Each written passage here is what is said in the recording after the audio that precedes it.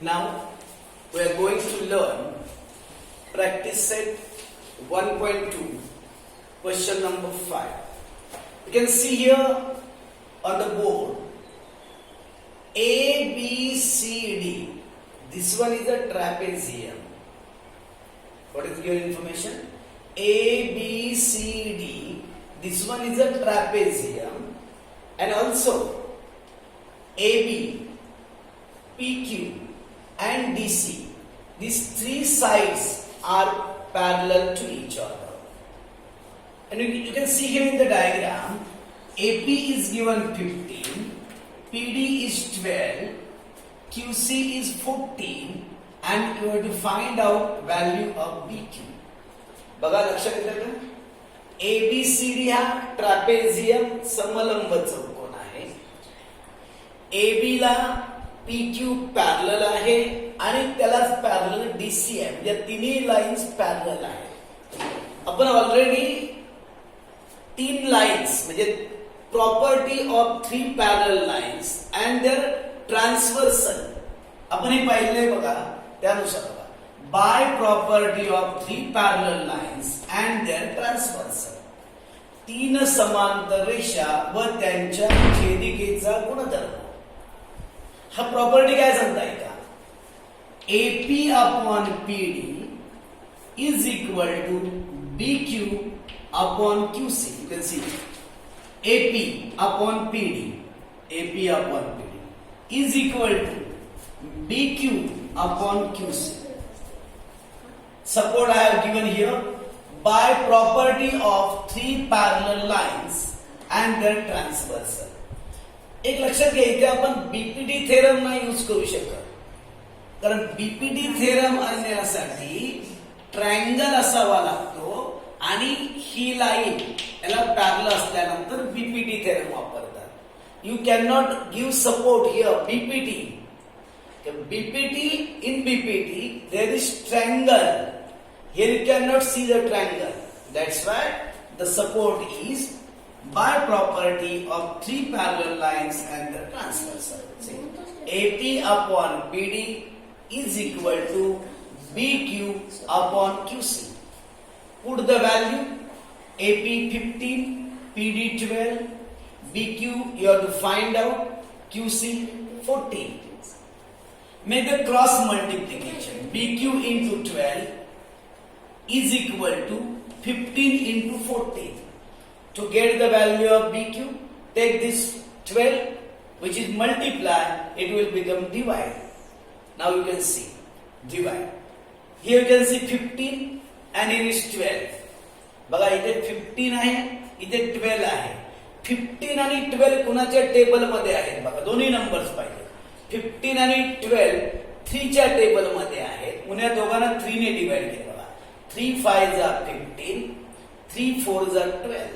बघा 3 5 15, 3 चौक 12. आता इथे 14 आहे, इथे 4 आहे.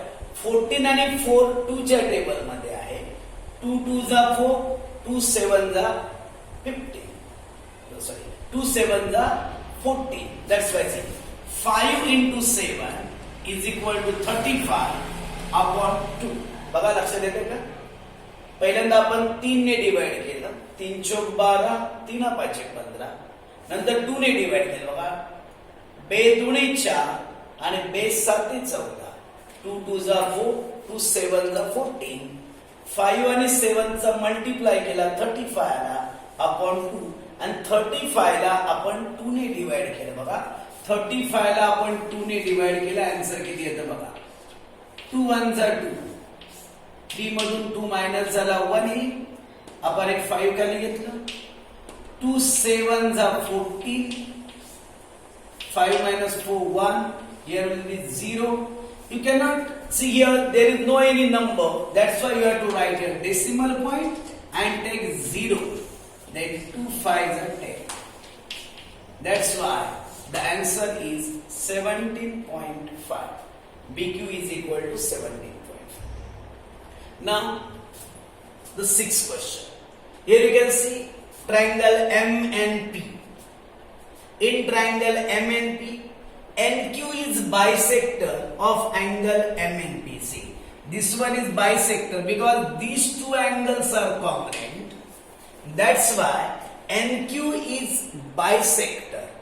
हा जो ट्रायंगल आहे MNP, यामध्ये NQ ला बायसेक्टर कोन दुभाजक असं म्हणतात.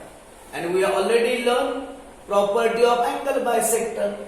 बघा, प्रॉपर्टी ऑफ अँगल बायसेक्टर आपण काय वापरली ते आठवतं का? बघा, हा जो बायसेक्टर आहे त्याच्या दोन कडच्या दोन साइड घ्यायच्या.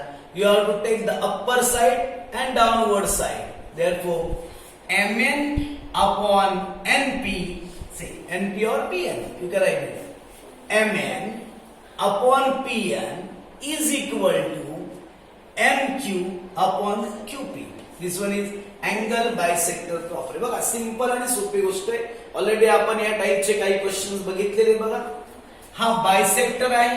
बायसेक्टरच्या दोन कडच्या दोन साइड बघा, ही आहे MN, ही आहे PN. MN upon PN is equal to MQ upon QP. Now put the given value here, then make the cross multiply.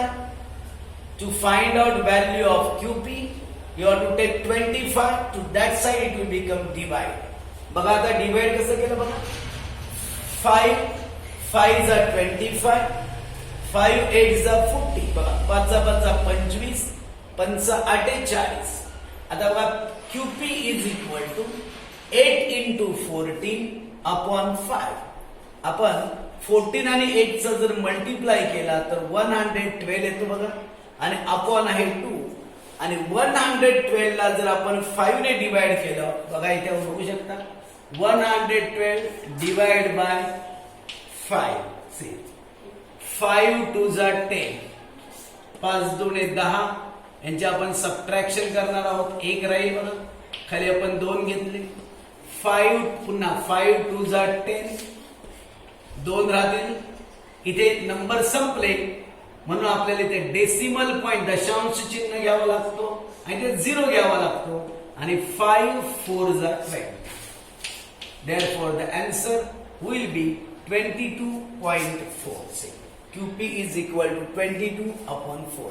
Say this one is depend on angle bisector property, and this one is depend on property of three parallel lines. That's why I have already explained that if you want to learn practice set 1.2, then you have to learn this one, angle bisector property, property of three parallel lines, and also you have to learn very well BPT. Okay?